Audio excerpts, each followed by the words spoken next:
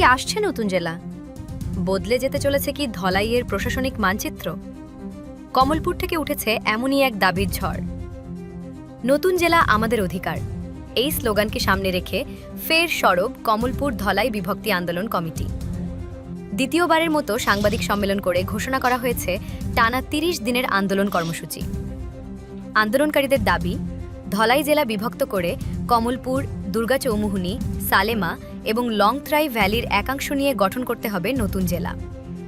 শুধু দাবি নয়, এবার বিস্তারিত তথ্য পরিসংখ্যান সহ স্মারকলিপি তুলে দেওয়া হবে ২ বিধায়ক মনোজ কান্তি দোব ও স্বপ্না দাস পালের হাতে।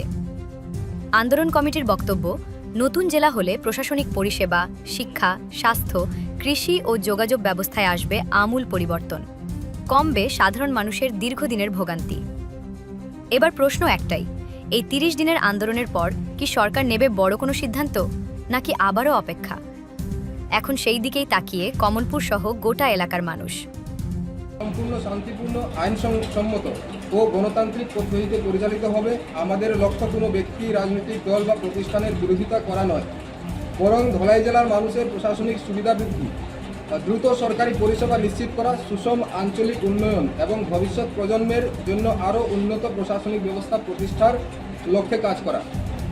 আমরা ধলাই জেলার সকল নাগরিক, জনপ্রতিনিধি, সমাজের বিশিষ্ট ব্যক্তিবর্গ, বুদ্ধিজীবী, যুব সমাজ এবং সংবাদ মাধ্যমের আন্তরিক সহযোগিতা কামনা করছি। আমাদের দৃঢ় বিশ্বাস, সরকার, জনপ্রতিনিধি এবং জনগণের পারস্পরিক সহযোগিতায় ও সদিচ্ছার মাধ্যমে কমলপুর, দুর্গাচৌমুহনী, মানিকভান্ডার, হালালি, শান্তিরবাজার ও সালেমার উন্নয়নের নতুন অধ্যায় রচিত হবে। ধন্যবাদ। আর